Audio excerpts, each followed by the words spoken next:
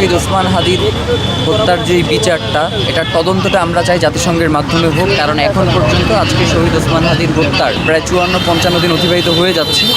এখন পর্যন্ত কোনো সুনির্দিষ্ট খুনের পিছনে কারা রয়েছে আমরা জানতে পারি না, এবং আমরা মনে করছি যে অন্তর্বর্তীকালীন সরকার চলে যাওয়ার পরে এই খুনের বিচার আদৌ হবে কিনা এই ধরনের একটা আশঙ্কা বোধ করছি আমরা। যার কারণে আমরা চাই যে ডক্টর মোহাম্মদ ইউনূস, তিনি আমাদের সর্বশেষ আশা এবং আকাঙ্ক্ষার প্রতীক। আমরা চাই তিনি জাতিসংঘকে একটা চিঠি প্রেরণ করুক, যাতে জাতিসংঘের অধীনে যেভাবে জুলাই গণহত্যার একটা তদন্ত হয়েছে নিরপেক্ষ, শহীদ ওসমান হাদির হত্যার তদন্ত যাতে জাতিসংঘের অধীনে হয়। আমাদের দাবি আজকে এইটুকু, এর বাইরে আমাদের কোনো দাবি নেই।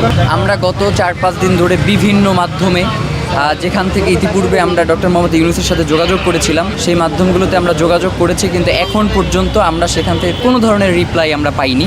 তারা আমাদেরকে এখন পর্যন্ত জানাতে পারে নাই যে ডক্টর মোহাম্মদ ইউনূসের কোনো অ্যাপয়েন্টমেন্ট পাওয়া যাবে কিনা। শহীদ হাদির স্ত্রী, যিনি কখনো রাজপথে আসেন নাই, তো শহীদ ওসমান হাদির স্ত্রীও আজকে এখানে আসতেছেন, কারণ তিনি মনে করছেন যে জাতিসংঘের অধীনে যদি এটার তদন্ত না হয় তাহলে হয়তো তার স্বামীর হত্যার যে বিচার সেটা হবে না। যার কারণে তিনিও পথে রয়েছেন, খুব স্বল্প সময়ের মধ্যে তিনিও এখানে এসে উপস্থিত হবেন। আমরা তো গ্রিন সিগন্যাল না পাওয়ার কারণেই এখানে এসে বসেছি, যে আসলে আমাদেরকে কেন কারা আসলে, মানে আমি মনে করছি না যে ডক্টর মোহাম্মদ ইউনূসের কাছে আমরা তাদের সাথে দেখা করতে চেয়েছি, তার কানে এটা পৌঁছেছে, তিনি দেখা করবেন না, এইটা আমরা মনে করছি না। আমরা মনে করছি যাদের মাধ্যমে আমরা যোগাযোগ করবার চেষ্টা করছি তারা ডক্টর মোহাম্মদ ইউনূস পর্যন্ত এই সংবাদটা পৌঁছাচ্ছেন না। আমি তো এতটুকু বিশ্বাস রাখি যে ডক্টর মোহাম্মদ ইউনূস হচ্ছেন এমন কোমল হৃদয়ের একজন মানুষ, এবং বাংলাদেশের ব্যাপারে দেখবেন তিনি যখন কথা বলেন তখন তার কণ্ঠ ভার হয়ে আসেন। তো সেই মানুষ শহীদ ওসমান হাদির পরিবার তার সাথে দেখা করতে আসতে চান, তার স্ত্রী, তার সন্তান, তিনি অ্যাপয়েন্টমেন্ট দিবে না, এইটা আসলে আমি বিশ্বাস করি না।